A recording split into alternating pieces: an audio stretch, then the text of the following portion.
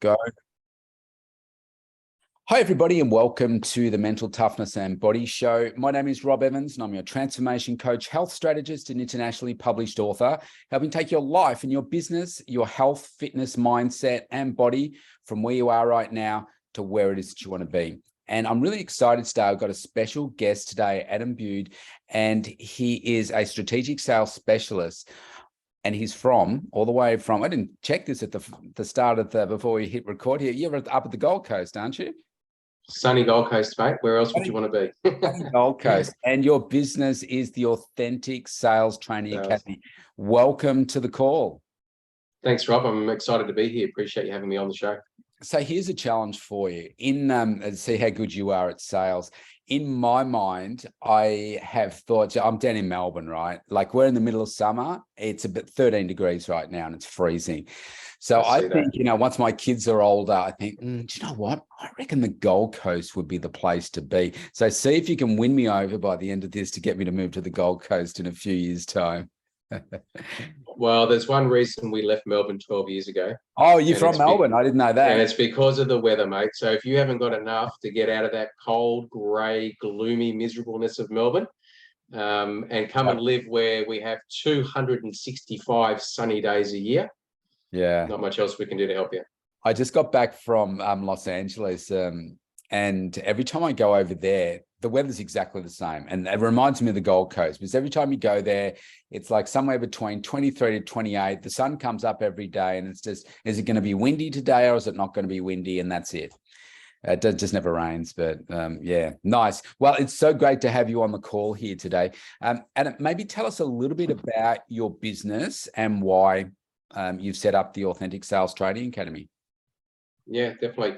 So the Academy is actually, well, I built this through COVID. And the reason that I decided to get going is that sales has been my background forever, Rob.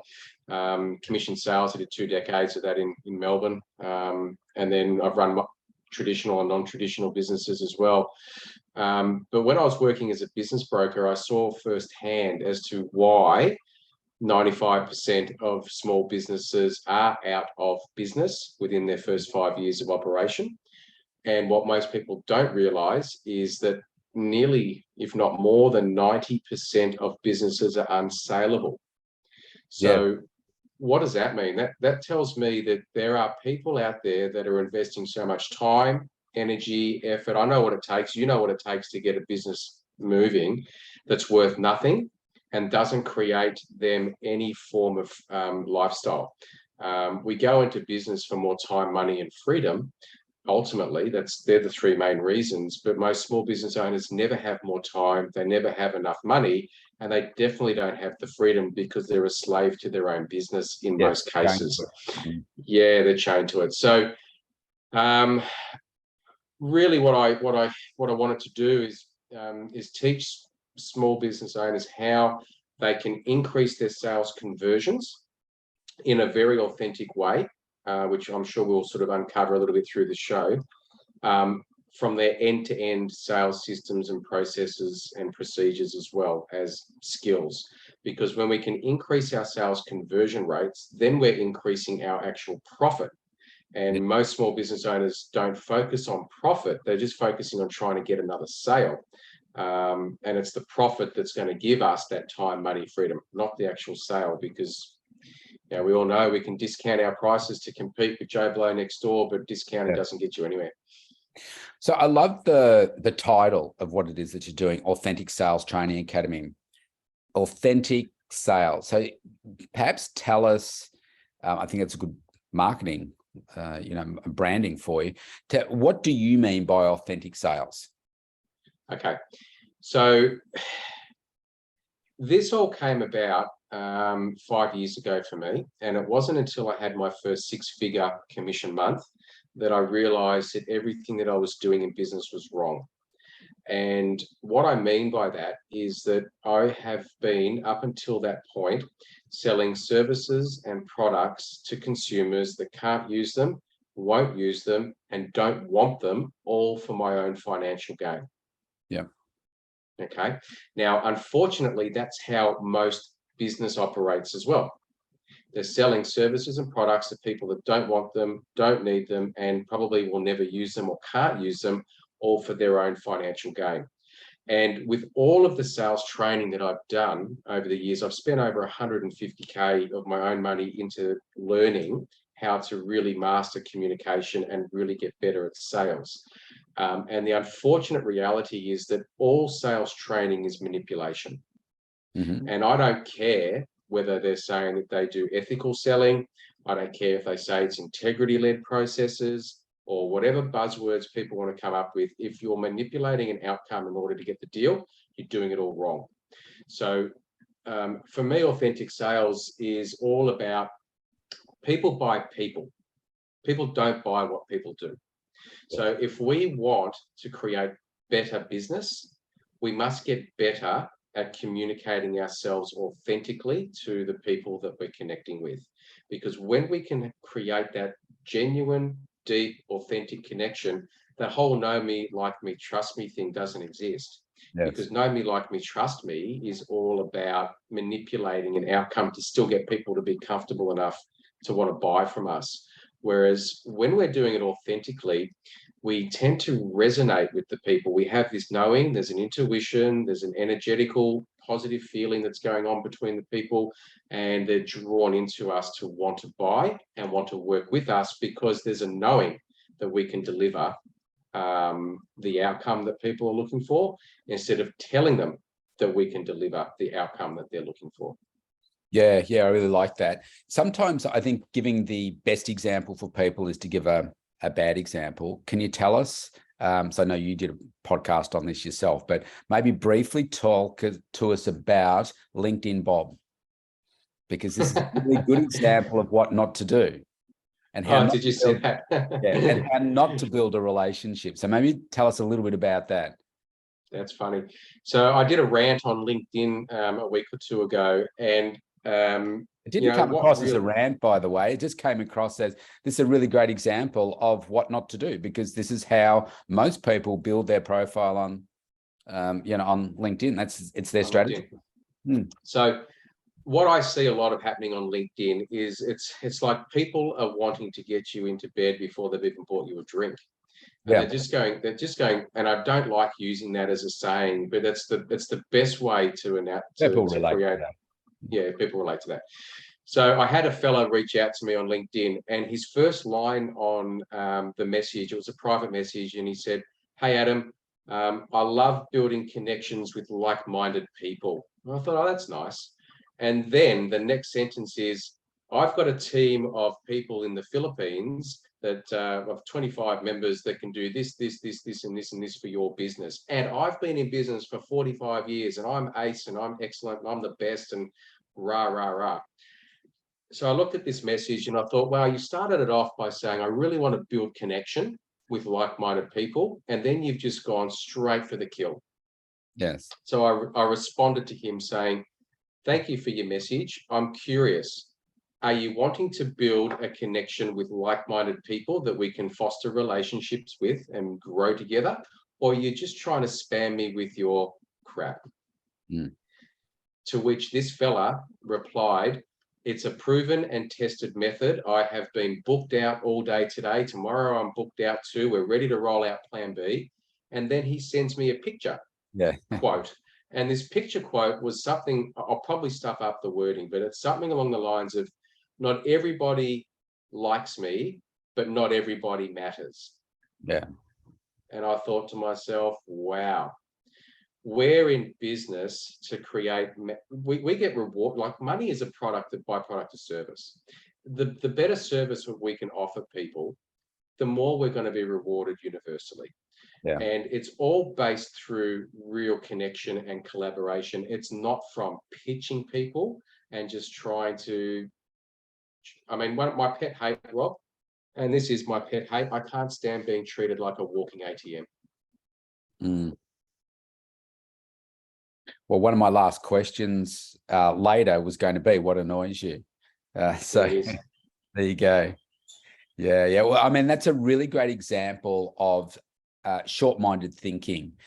So I think I so I want to really focus in a second around the relationships and, you know, building relationships and some tips that you would have on building relationships. But that is the transactional relationship type thinking, as opposed to the lifetime, you know, long-term relationship. So he might, I don't know, say with you and that approach, maybe he might get a transaction out of you that might be $1,000 or a couple of $1,000. But if he forms this great lifetime relationship, he could get millions out of you. Yeah, you're right. So what I teach, what I talk about a lot, and you've just highlighted it, is we're moving away from what I call the industrial age of business. And the industrial age is all transactional, where people don't matter. It's all KPI based, and that's what it is. And it's that whole business is business mentality. And I don't know about you, Rob, but if I said to you, don't take it personally, Rob, it's just business. I mean, how do you feel when you hear that line? Yeah, well, you take him from up here to way down, dig a hole, and you're down there. It's like, well, no, it's relationships. That's what it's about. That's right. So when I see stuff like that, it's no surprise to me why 95% of small businesses are dead in the water within 5 years. What people don't realize, out of that last 5%, only 50% of them, so we're talking 2.5% of all those people, will still be in business in the next 5 years. Yes, wow. So 2.5 out of every 100 businesses will last 10 years, and only 5 will last 5 years. So what that shows me is that the model's broken. Yes. Yes, absolutely. And I think like where I spend a lot of my day-to-day time is in the space of health and fitness, health and wellness, that kind of space. Incredibly crowded space. Yeah, we were talking before about, you know, the term coaching, and, you know, I call myself a transformation coach. But it's just about every man and their dog calls himself a coach now. You know, you don't have to do a qualification. Oh, I'm a certified coach. Why? Because somebody said that you did their work and they give you a certificate or whatever. Certificate, But with the, I've lost my thought now. So in terms of the, you know, like being that coach, no, I've lost my thought. It's gone altogether. What were we talking about? It'll come back. So we're talking about the, it's no surprise why most businesses are out of business within the first 5 years. Oh, yes, the crowded space. So in order for you to stand out from everybody else, you've got to do it differently. So people want a greater customer experience. If you think about anything that you do, if they're all lined up together, where are you going to go? The person that remembers your name, the person where you get way better customer service, not just to be treated like a sausage machine. Like this guy, he's just like Bob, LinkedIn Bob. He's just looking for, where's that next sale? It's all about me. How do I get the extra sale? How do I, you know, get my wallet bigger? He's not thinking about, well, how do I really genuinely help Adam and build a relationship with you? That's right. So what people don't get to, Rob, is in the transactional world, in that what I call industrial age of selling, the direct sales world and the direct marketing world, which is what everybody's doing, only has a 3% return. So for every 100 leads that you generate, you're only going to get 3 sales. Yeah, wow. Now, that to me, and I've proven that across multiple industries, multiple sectors, multiple roles, whether I was selling on stage, whether I was doing it face-to-face, whether I was doing it over the phones, it didn't matter. You only get a 3% return. And the reason for that is that business owners do not understand the buyer's journey. All they're focusing on is the seller's journey. And people don't care what you've got to offer. People only care that you can help them with what they want. That's right. Yep. How do you solve my problem? How do you solve my problem? So 60% of every lead that you generate is not actually a qualified lead that is looking for what you have to sell. So 60 out of 100 leads. And what I see is that most of these businesses are focusing on harassing that 60% to get them to buy. Yes. Instead of focusing on those that are in the buying cycle that are ready to sort of start doing some work with them, that other 40%, and looking at the long-term client retention rate that you can get from that. What I say to businesses is that, and what we all know out there, is that the average client retention is 3 years. So if you're in a business where you're just smash and grabbing, getting the next deal and moving on, it's not sustainable. No. You're going to burn out. You're going to run out of money. You're going to run out of profit. You're going to resent everything that you're doing, and you're not even going to provide good service.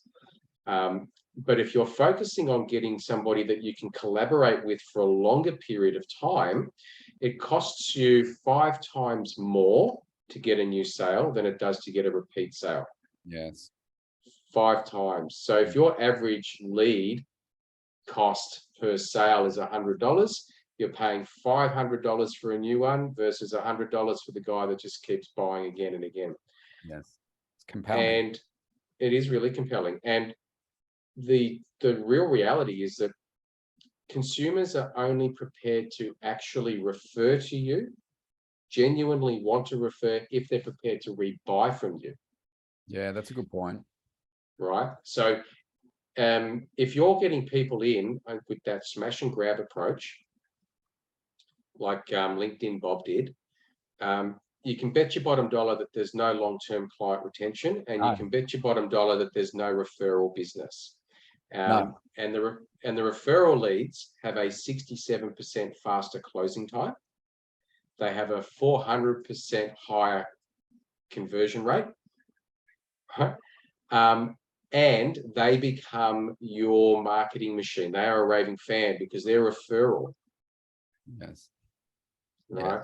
So what we're talking about is long-term vision, building wider and deeper foundations for a more sustainable business across all market conditions. Because if you can build your business through referral as opposed to marketing, then you've got an ongoing revenue stream regardless of what happens. Some really, really great points that you've made there. If we say now put ourselves in the, we're in the position where we want to build relationships with people, right? Yeah. How important would you say someone's, whether it's their personal brand or their business brand, is in building that relationship with someone else? So I want to build relationships with other people, successful people, etc. How important do you consider, branding of, the Rob Evans brand or my business name brand in reaching out to people that are more successful, etc.? Because we always want, no one wants to network down. We always want to network up. So how important do you consider that? That's the most important thing, because you are your brand, and you are your brand's reputation. So people don't remember the name of your business, but they remember your name. Yes. So they're not going to remember the Authentic Sales Training Academy, but they're going to remember Adam Bude. Yes. Right. Go and see Adam. He can help you with that problem. Go and see Rob. He can help you with that problem.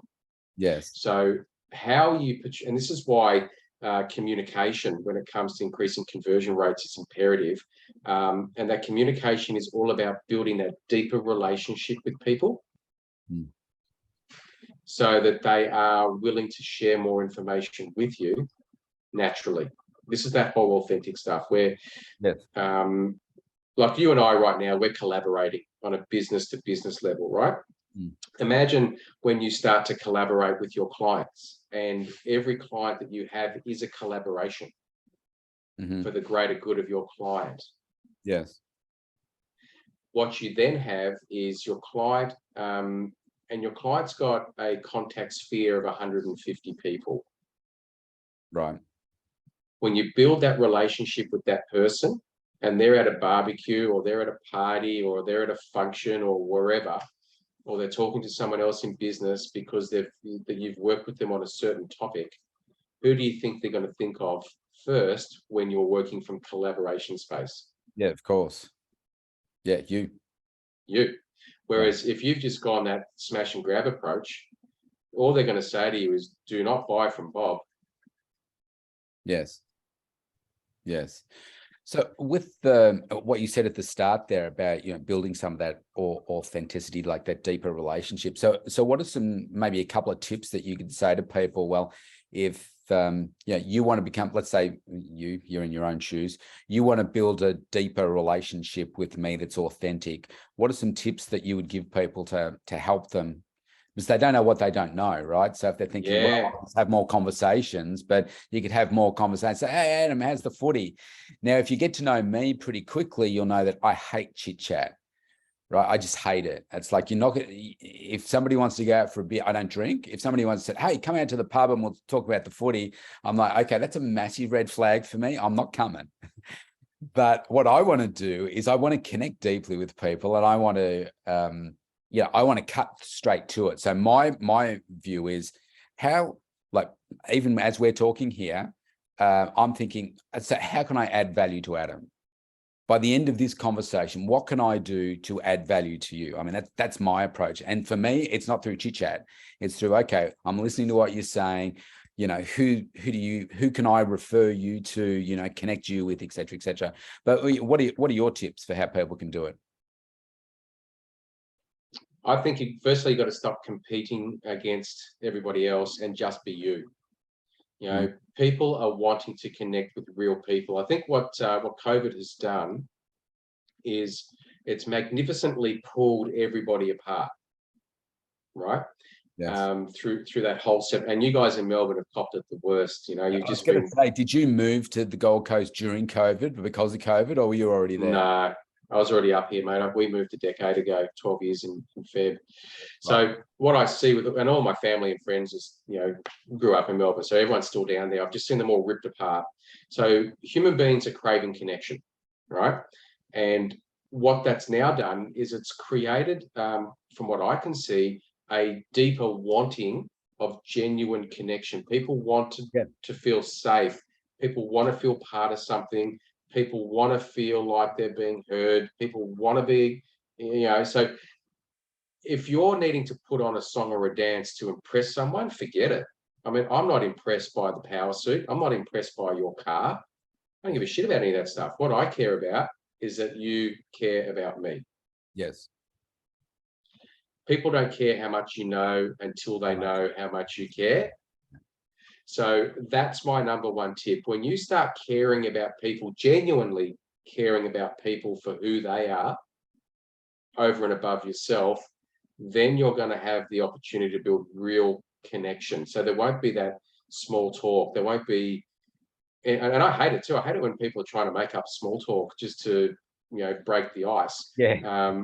I'd much rather just cut all that out and just go straight for it as well. So be yourself. The other thing to remember is that you can never say the wrong thing to the right person. Yep. Great point. Right. So if you're trying to walk on eggshells in order to try and say the right thing, in order to try and get the deal, forget it. You're going to lose it anyway. Yeah. So just be yourself. This is where the authenticity comes in, Rob. Don't be afraid to say something. Speak your truth. Get to the point. Build real connections with people and care about them more than you care about yourself.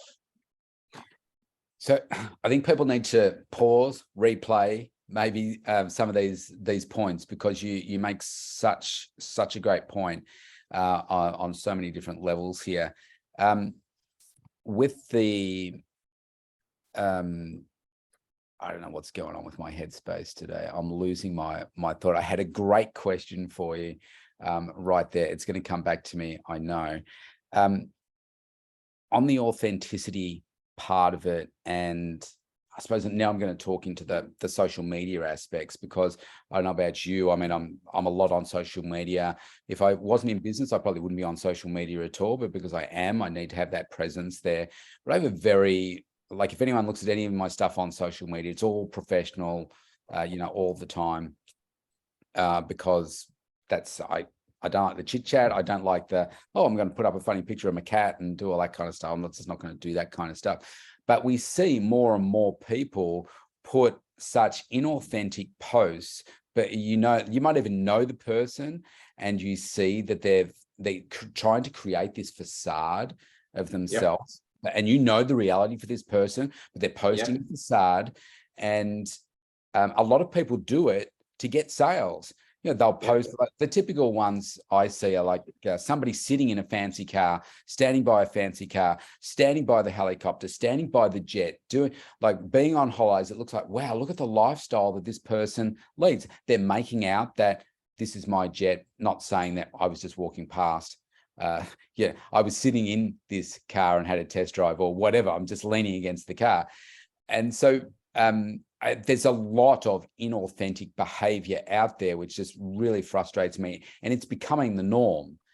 And so I think what you're talking about in, you know, having those real conversations and being more real, perhaps what would be some ways on social media that people could be more authentic and less, yeah, fake, if you want to say it. Well, Yeah.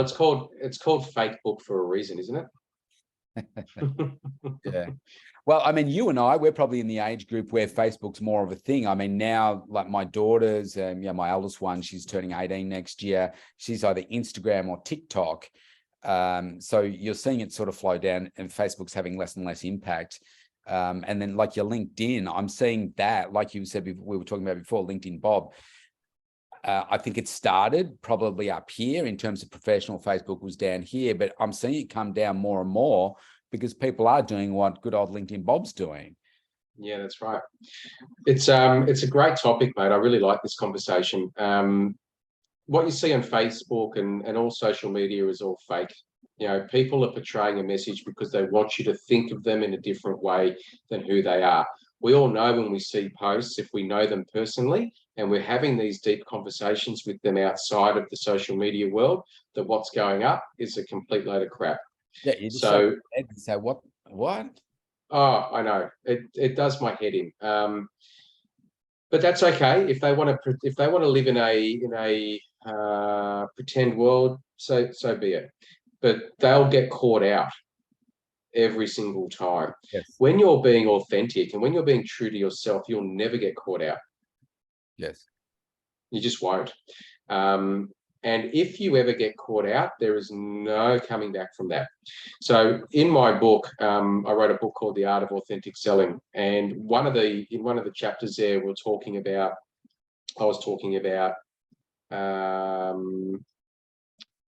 women and, you know, the way that the women will in certain sales areas will portray themselves to get business from men. Sex sells, okay. But the fakeness of it all is what gets me the worst. Now, this particular woman, I knew her. She was working out at the gym that I worked out in, and she just got into real estate. Within the first month of being in real estate, she's bought a new Audi, and there's all these beautiful photos of. She's not had any sales, right? Then I see some marketing material that she's done on one of her listings. I'm assuming it's her listing. You don't really know for sure either, but she's in there and she's walking through the house. She's in the kitchen cooking up a storm. She's walking the dog on the street and she's laughing. She's driving the car, the new Audi down the. It's got the stand-up paddleboard on the. I'll bet you they don't do any of that stuff in their normal life. And I know she doesn't even have a dog. So when because I know the dog belonged to someone else. I know who the dog was that she was walking. So she's portraying an image that is not her. Yes. Right. It's only a matter of time before you get caught out. And you know what? We've all heard the whole fake it till you make it thing. Mm. But what does that mean? Mm. You're faking it. Yes. You could be the person. You know, you got the whole be, do, have philosophy. You need to be that person that does what that person who's achieved the results would be doing in order to achieve the results.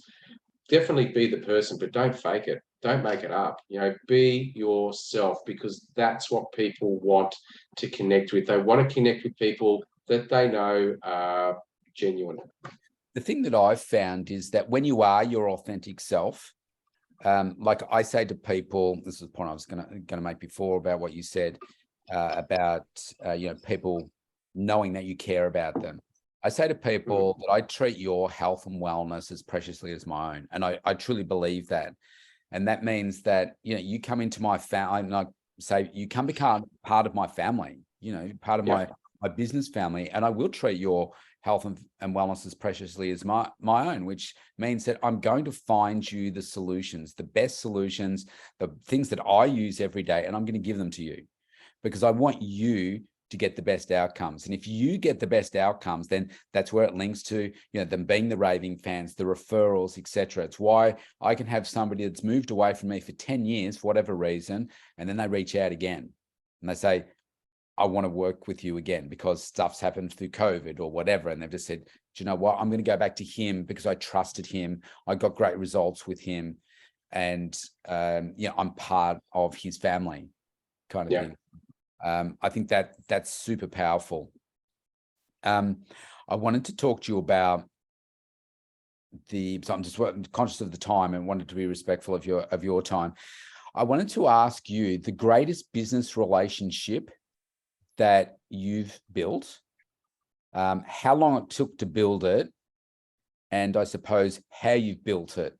Now, I know that there can be a book just in that, but I guess while you're thinking about that, the reason I'm asking is, I mean, if I think about some of my greatest relationships, there is no one that has been LinkedIn Bob where I've said that's the greatest relationship that I've ever built, because it's the wrong way to build a relationship long term. If I look at the most effective relationships that I've had, like the most effective introduction that I've had in business just in the last probably 2 months have been my most successful in 13 years of business and have occurred because of a 10-year relationship. And the way that relationship started was I was paying them for coaching. That coaching stopped, but I stayed in touch, and they stayed in touch with me because they saw that I was a genuine person. And then now, even though I used to pay them for services, I don't pay them anything now, but they keep giving to me. And I add value to them where I can, but they keep giving to me because it's an authentic relationship. So hopefully that's given you enough time to come up with your best one. It's funny you say that. Like, my best relationships have always come from my mentors, not my clients. So I go and deliberately seek out good quality people that I can learn from and I can collaborate with. Yes. And most importantly, I can grow with. Yes.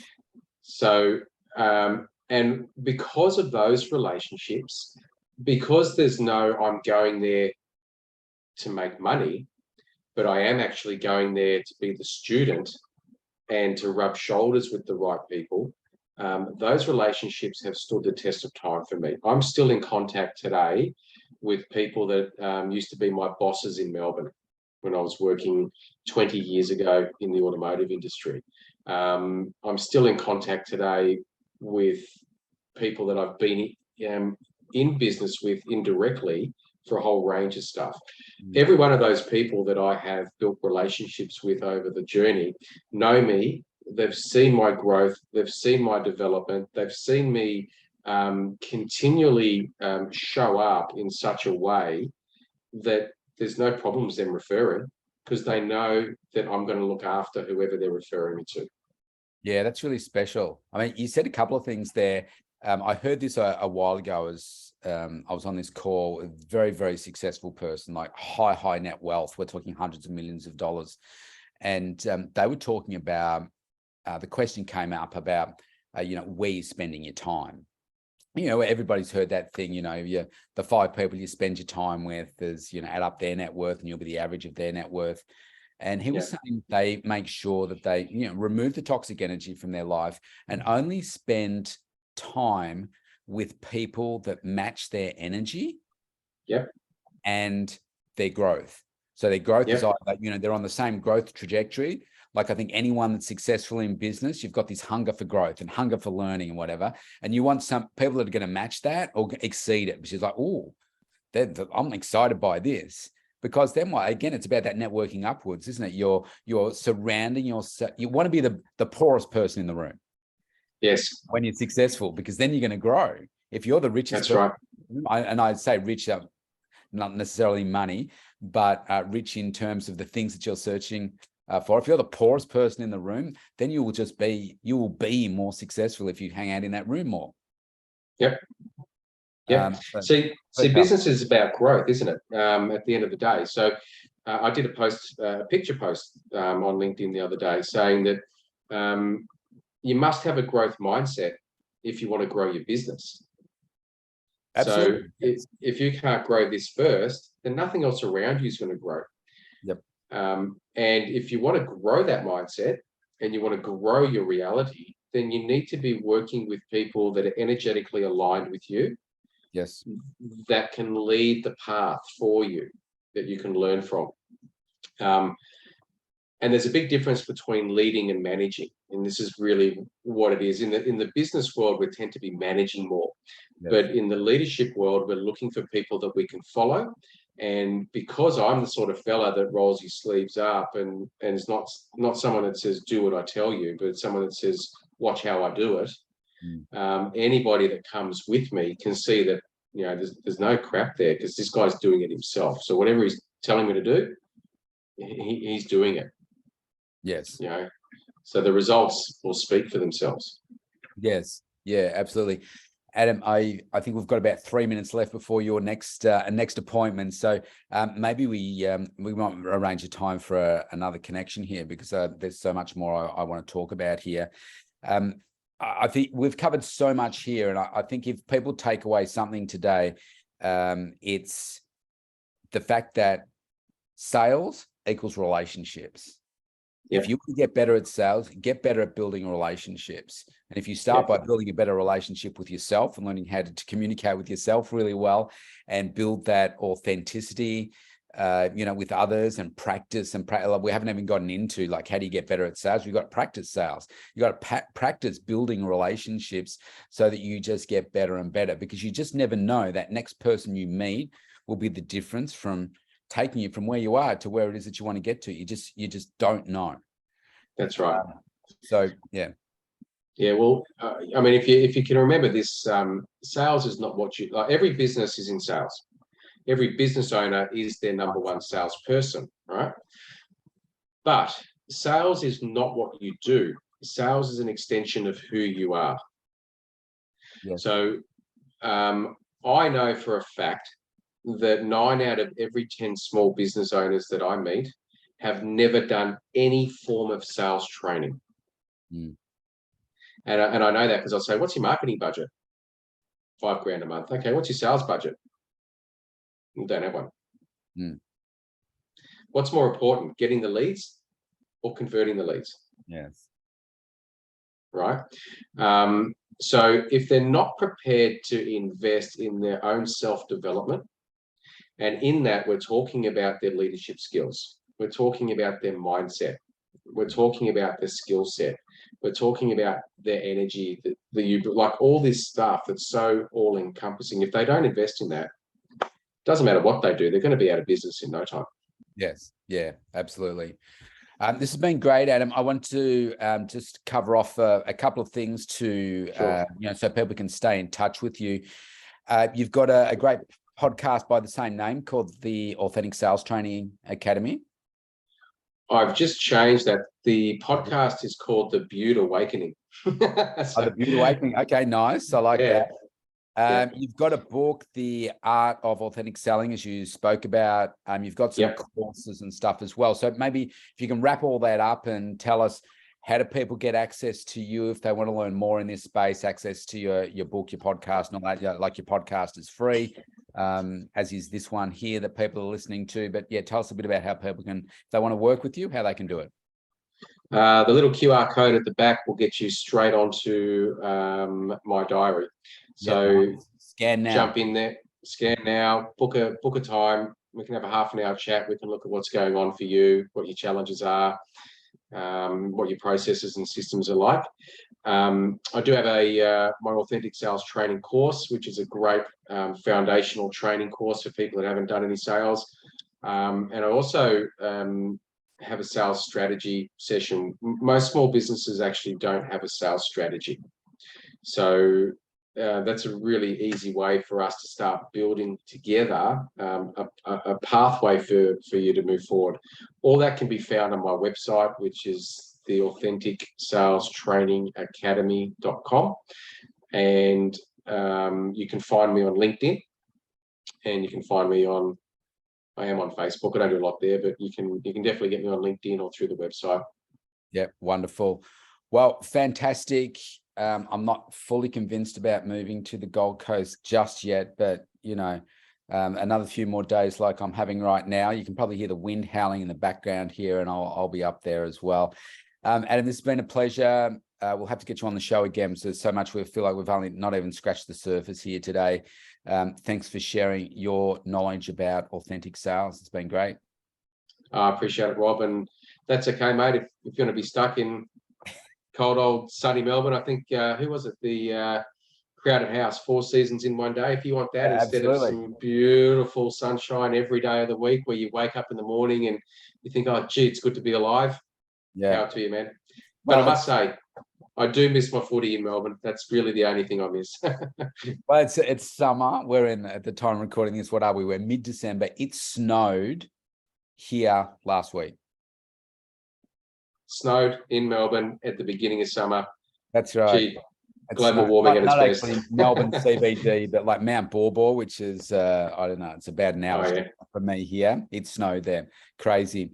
Anyway, we're getting into the chit chat and I'm losing interest. So thanks, Adam. It's been great having you on your show. Appreciate your time, mate. Thanks for having me.